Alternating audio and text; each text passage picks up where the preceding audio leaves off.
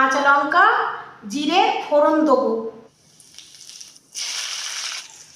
এবার আমি রসুন বাটা আদা বাটা দিয়ে দেবো। এবার আমি পেঁয়াজ কুচি টমেটো কুচি ক্যাপসিকাম কুচি দিয়ে দেবো।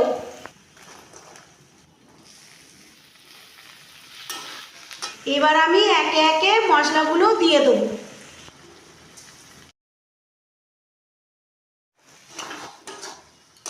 এবার আমি চিকেনগুলো দিয়ে দেবো।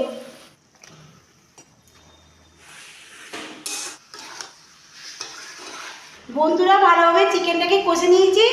কেওড়া জল গোলাপ জল সামান্য দিয়ে দেবো। এবার আমি টমেটো সস দিয়ে দেবো।